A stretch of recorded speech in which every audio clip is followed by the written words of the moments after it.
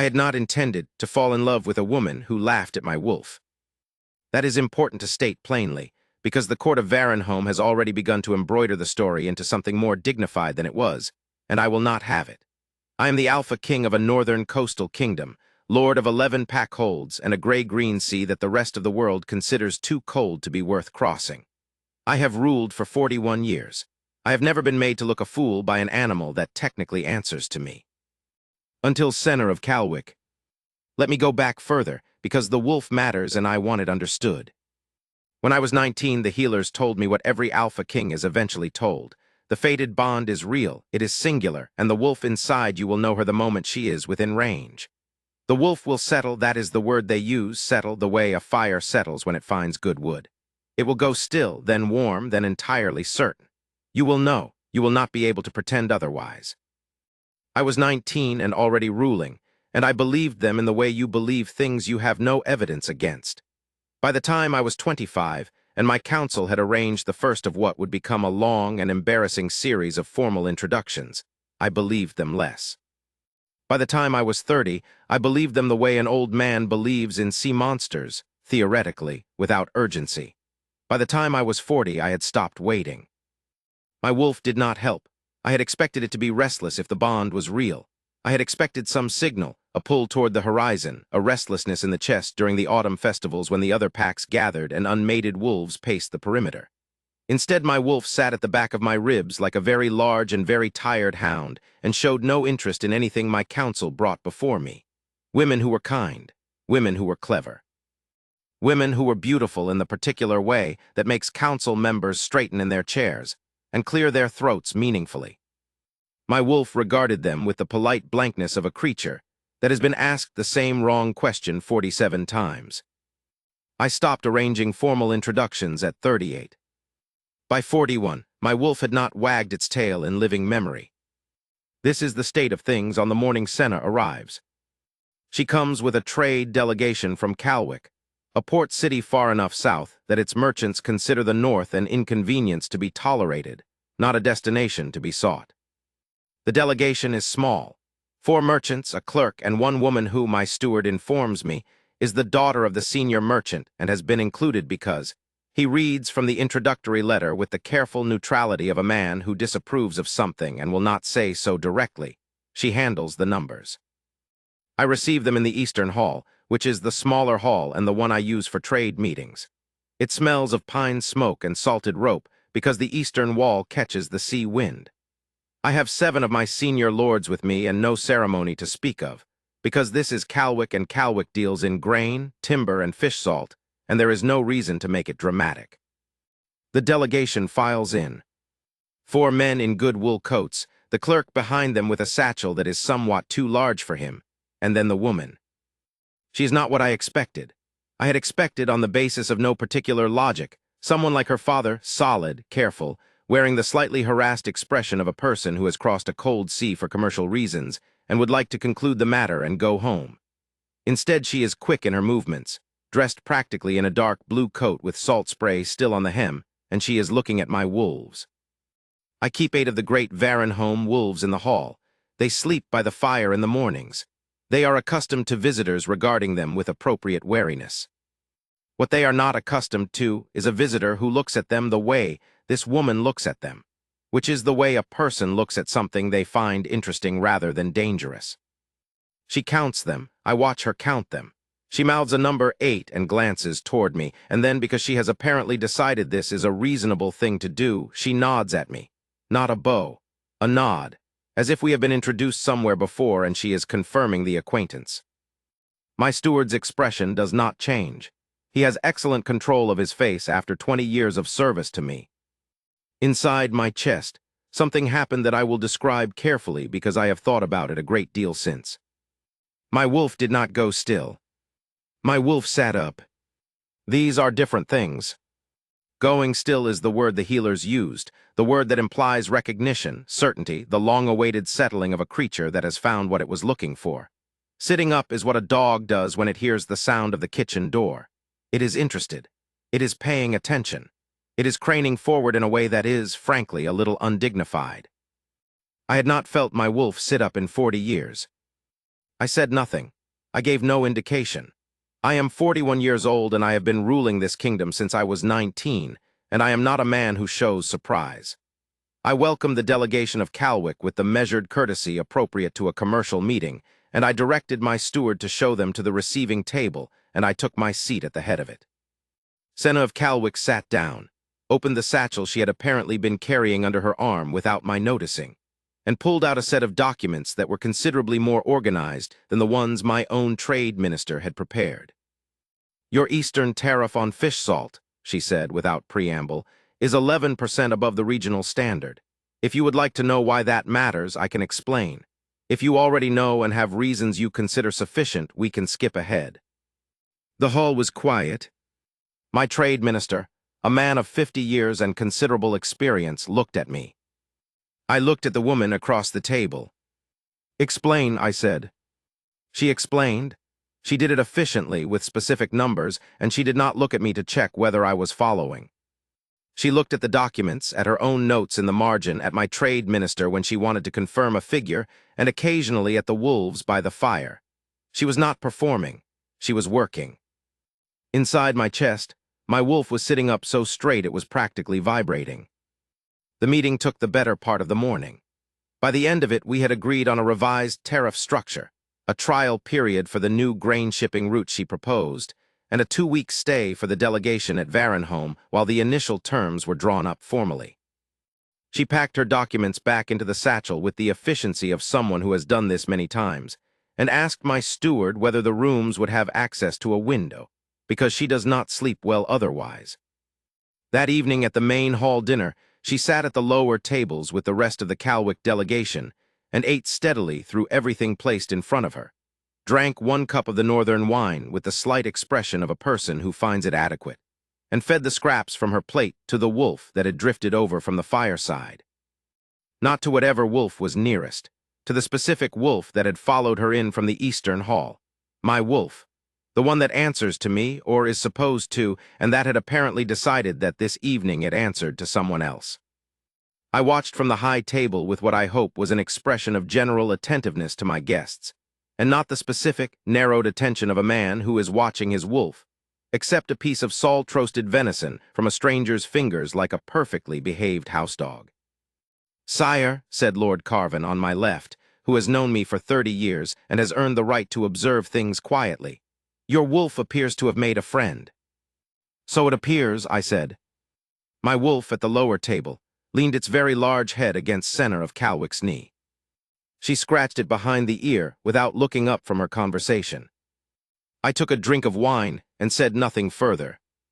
The next morning I encountered her in the courtyard. This was not arranged.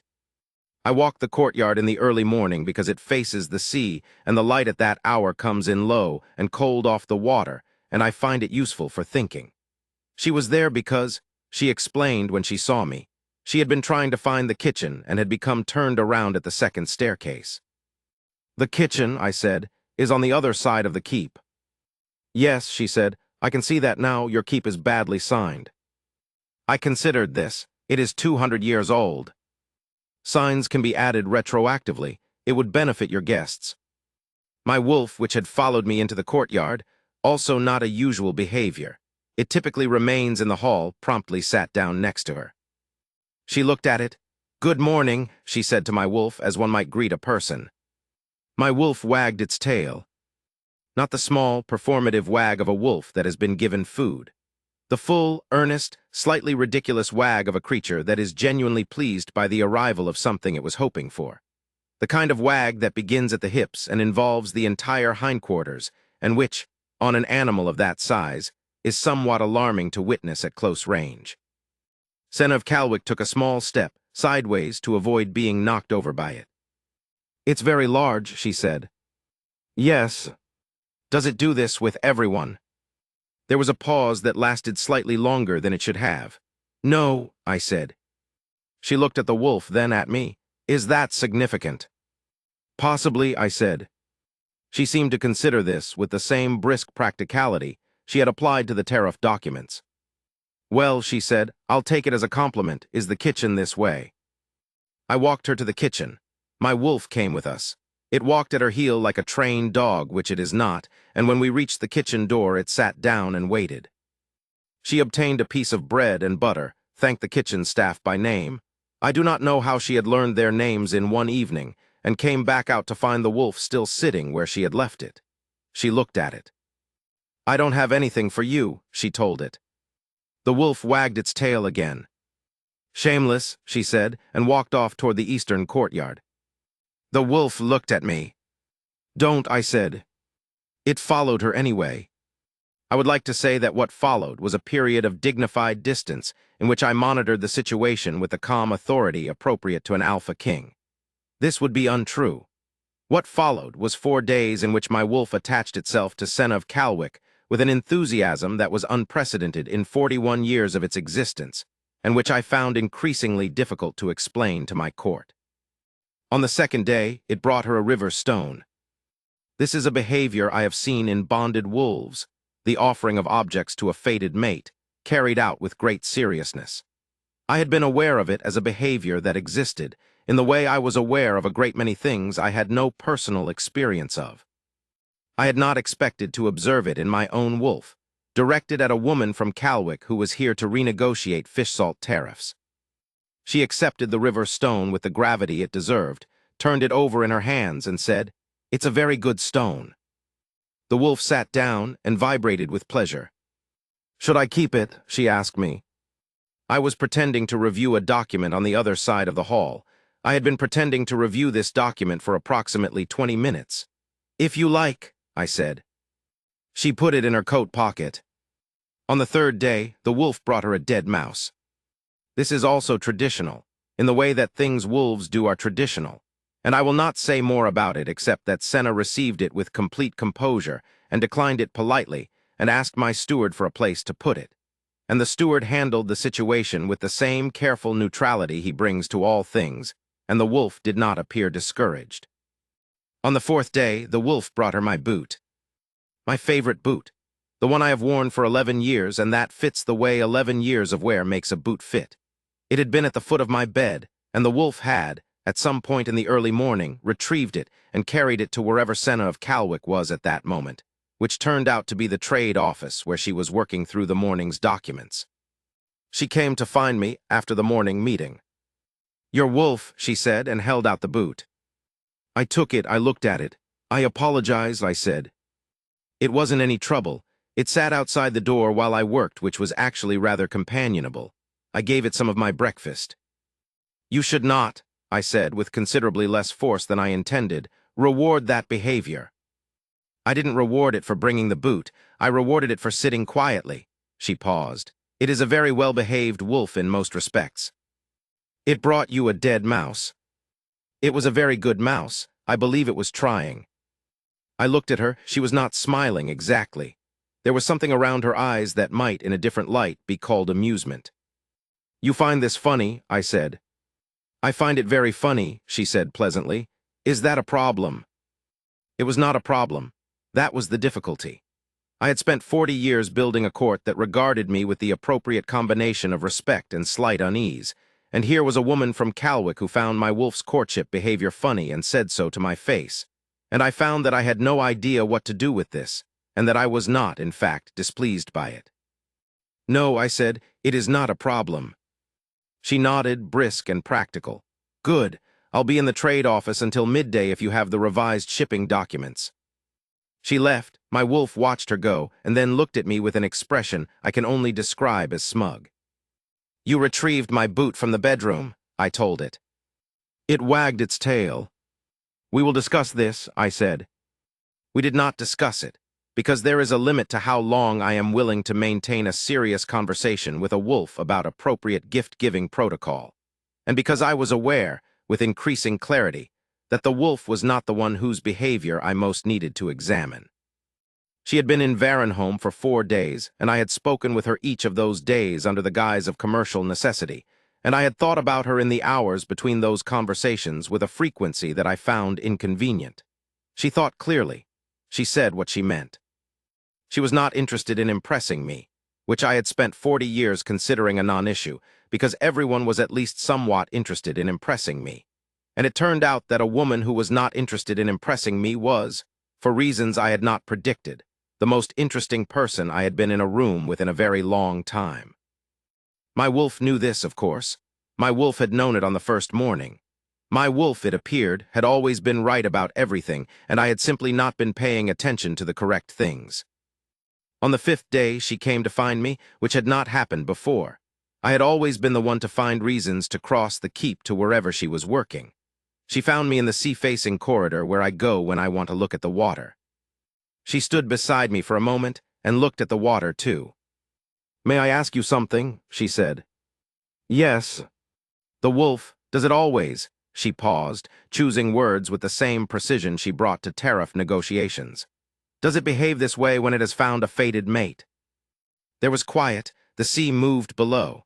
I was aware of my own heartbeat in the way you become aware of it when you would prefer not to be.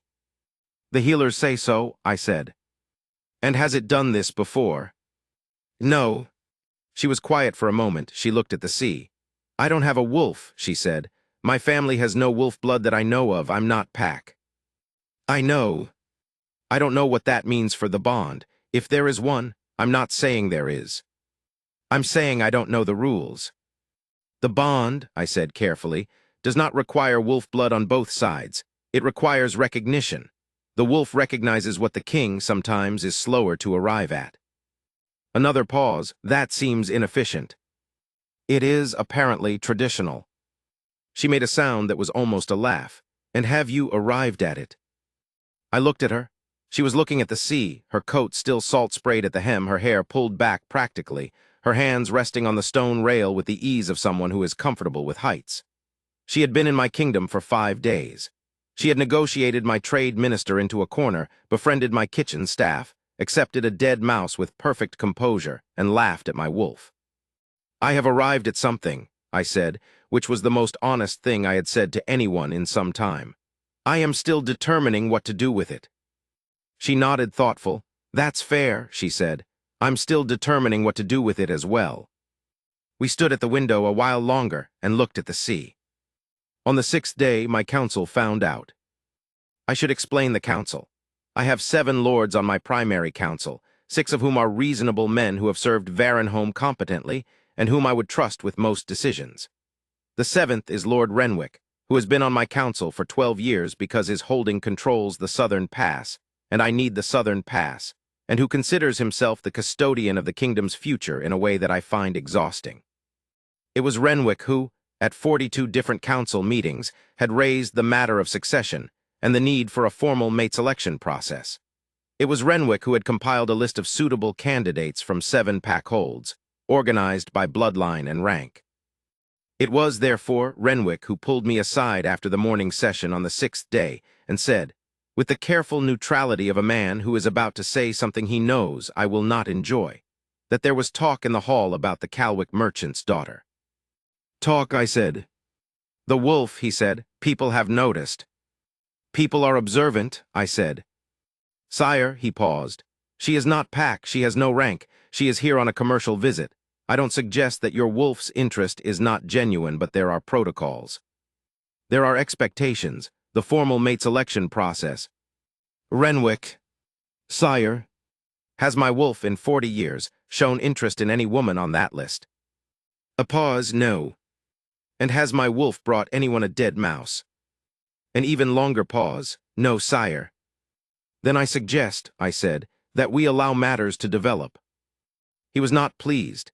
He expressed this through silence and a slight tightening of the mouth that I have learned to read over 12 years. He bowed and left, and I noted that Lord Carvin, on the other side of the corridor, had the expression of a man who has found the morning unexpectedly entertaining and is choosing not to say so. Carvin had met my wolf before. He knew what it wagging its tail meant. He also knew what it bringing someone a boot meant, and he was apparently choosing to find it charming rather than alarming, which is one of the reasons I have kept Carvin on the council for 30 years. On the 7th day, there was a formal gathering. I hold these monthly, not the great ceremonial gatherings of some courts, but the functional ones. All the lords and their senior retainers in the great hall, the business of the kingdom conducted before everyone at once so that there are no questions about what was decided and by whom. It is a Varenholm tradition older than I am. It is also, as it happens, the one occasion when the whole of the court is assembled in the same room at the same time. The Kalwick delegation was present as guests. They sat at the western tables. Senna sat at the end of the table nearest the fire, which is where she always ended up because my wolf had chosen that position relative to the warmth, and she had stopped arguing with it. The first hour was unremarkable, Border reports. A water rights dispute between two of the smaller holdings, a proposed road through the eastern forest that had been proposed 3 times before, and that I approved this time because the third draft was finally sensible. I presided from the high seat with the attention appropriate to the occasion, and I did not look at the western tables more than a reasonable number of times. Then Lord Renwick began his report on the Mates Election Review, which he had apparently decided to present at this gathering rather than in private session, which was either miscalculation or strategy, and I suspected the latter. He spoke for 7 minutes about lineage, protocol, and the responsibilities of the ruling Alpha King to the continuity of Varenholm. He spoke about the importance of a formal process. He spoke about the candidates still under consideration. He did not look at the western tables. He looked at me. My wolf was sitting at the western tables. It had been there since the gathering began, which I had noticed but not commented upon, because commenting upon it would have required me to say something to my wolf in front of the assembled court and the Kalwick delegation, and I had decided on balance that this was not the tone I wanted to set. At some point during Lord Renwick's 7th minute, my wolf's tail began to wag. Not quickly, not the frantic wag of the courtyard or the kitchen corridor. The slow, steady, unmistakable wag of a creature that has found exactly what it was looking for and has no interest in concealing this fact. Every head in the great hall turned. My wolf, surrounded by the entire assembled court of Varenholm, was wagging its tail at Senna of Kalwick with the dignified certainty of a creature making a formal declaration. Lord Renwick stopped speaking. The hall was very quiet. Senna looked at the wolf. She looked at the assembled court.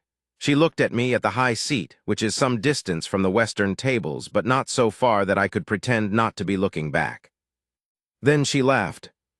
I have tried to find a way to describe this that preserves the dignity of all parties, and I cannot, because it was not a dignified moment, and I would not trade it for anything in the 41 years of my reign.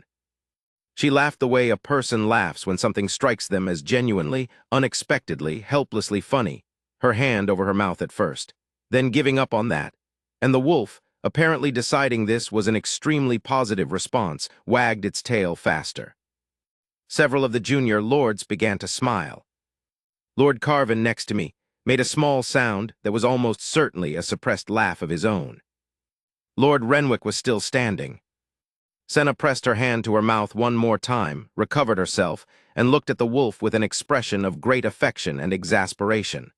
40 years, she said, half to herself, half to the wolf. He waited 40 years and you do this here. The wolf put its head in her lap. She reached for my arm. I had moved, without quite deciding to, from the high seat toward the western tables during the laughter, and was now much closer than I had been, steadied herself against me, and the mate mark burned. It did not burn the way I had been told it would. I had been told it would be sudden, sharp, a brand of recognition. It was warm. It was the warmth of a fire that has been banked and waiting for a long time and has finally been given good fuel.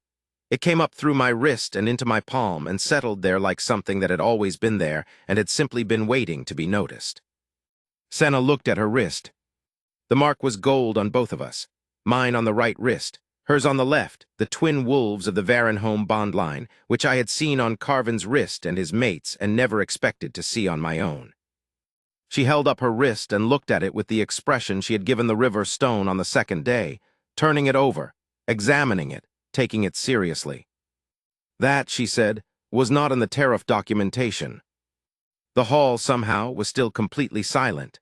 40 lords and their retainers and the 6 members of the Kalwick delegation, watching. Lord Renwick sat down. I crouched beside the bench so that I was at her level, which is not something I do often, but it seemed correct. My wolf was still with its head in her lap and showed no intention of moving. No, I said. It was not. Does it change the tariff? The tariff, I said, is already agreed. Good, she said. I don't want it to change the tariff. The tariff is reasonable now. It doesn't change the tariff. She looked at the mark again, then at me. What does it change? I thought about how to answer this. I thought about 40 years of a wolf that would not settle, and a council that kept lists, and a sea-facing corridor where I went to look at the water when I needed to think, and whether I had spent 40 years needing to think or whether I had simply been waiting without knowing that was what I was doing. Everything else, I said. She considered this the way she considered everything, briefly, practically, without wasting words. That's a significant change for a trade visit, she said. It is. I came to negotiate fish salt tariffs. I know. My father is going to be very surprised. He is welcome to be surprised in Varenholm, I said. There is a great deal of room. Another pause. She looked at my wolf. My wolf looked back at her with the open devotion of a creature that has spent 40 years waiting and has now entirely given up on subtlety. You brought me a boot, she told it. The wolf wagged its tail. I'm choosing to interpret that as a positive sign, she said. She looked at me, I looked at her. Will you stay? I asked. Not an order, not a command. The question a man asks when he has run out of reasons to pretend he is not asking it. Not for the tariff, not for the delegation, for the rest of it if you want it. If you want to know what the rest of it is. Senna of Calwick looked at the mate mark on her wrist, gold and steady in the firelight of the great hall of Varenholm. She looked at my wolf, which was still in her lap and had no intention of leaving. She looked at the assembled court, 40 lords and their retainers, all absolutely silent, all watching, and Lord Carvin with his hand over his mouth, and Lord Renwick with the expression of a man who is revising several assumptions he held about how the world works. Then she looked at me. The keep, she said, genuinely needs better signage. I got lost 4 times this week. I will have signs made, I said. And I want to know where the river is. Your wolf keeps bringing me stones from somewhere, and I would like to see it. I will take you to the river. And I would like a window in the trade office. Currently there is no window, and it makes the morning documents very gloomy. There will be a window, I said. She looked at me a moment longer. Something in her expression settled, not cold, not guarded, but the way a thing settles when it has been thoroughly considered and a decision has been reached. All right, she said, I'll stay. My wolf, demonstrating that it has always had better instincts than I do, wagged its tail so enthusiastically that it knocked over 2 cups from the western table, and the junior lords finally stopped holding their laughter in. The hall of Varenholm was not quiet anymore. It was, for the first time in a very long time, warm. Here is what the months after that looked like, because a story that ends at the moment of claiming is telling only the beginning. Senna stayed. She wrote to her father in Calwick, a letter I did not read because it was hers, and received a reply that was apparently brief and characteristically practical, which is what she told me when she showed me the last line of it, which read, If the trade terms hold, I will consider the arrangement satisfactory. She found this funny. I found it, unexpectedly, quite likable. Her father came north 6 weeks later. He was a compact man with his daughter's direct eyes and the same habit of looking at things, wolves, stone halls, the sea below the battlements, and counting them. He shook my hand at the gate and said, The tariff structure is reasonable, by way of greeting, and I told him it had been his daughter's idea, and he said, I know, in the tone of a man who has long since accepted that most of the good ideas in his vicinity originate with her. My wolf brought him a river stone on the 3rd day of his visit. He accepted it with the gravity it deserved. It brought me a dead mouse, Senna told him.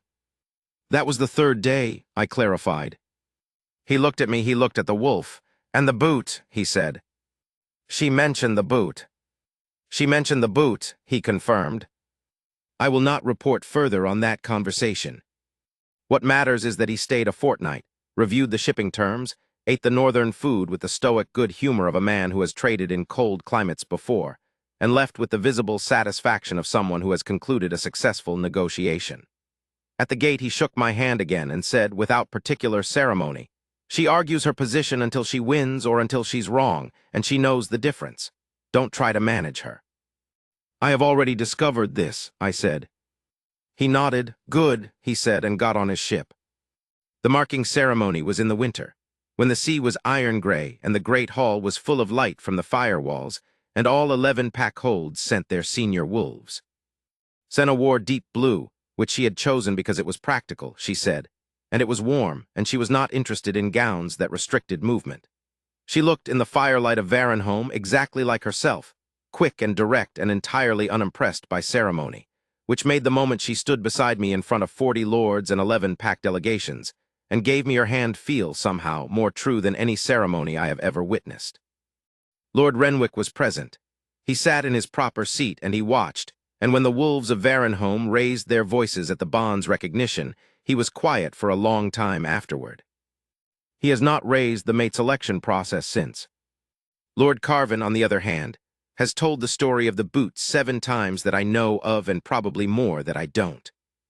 What I have discovered, in the year since Senna came to Varenholm to argue about fish salt tariffs and stayed for everything else, is this: a fated mate is not the shape of a thing you already know. I had expected, when I was young enough to expect things, that the bond would feel like certainty arriving, like something settling into place, like recognition of something already familiar. It felt like none of that. It felt like my wolf sitting up, for the first time in 40 years, because something interesting had walked into the room. It felt like a woman telling me my keep needed better signage and being entirely right. It felt like a stone from the river, carefully selected and offered with great seriousness, and the expression on her face when she put it in her pocket. It felt mostly like laughter in a great hall that had been too quiet for a very long time, and a pair of gold marks on 2 wrists, and a wolf that had always known and had simply waited until I caught up. Senna, when I told her this, considered it for a moment with the brisk practicality she applies to all things. 40 years is a long time to catch up, she said. I'm aware, I said. You should have let the wolf manage things sooner. In retrospect, I said yes. She looked at the wolf, which was at her feet, which is where it is always now, and which looked back at her with the uncomplicated devotion of a creature that has accomplished exactly what it set out to accomplish and has no further concerns. Good wolf, she said. It wagged its tail. She took my hand, not because the mark required it or the ceremony demanded it, but because she had considered the matter thoroughly and found it acceptable, which is, I have come to understand, the highest compliment she gives anything. Outside, the gray-green sea moved against the stone of Varenholm, the same sea it has always been, cold and wide and entirely indifferent to the affairs of Alpha Kings. And inside the hall the fire was warm, and my wolf slept at her feet, and I was, after 41 years, exactly where I had been going without knowing it.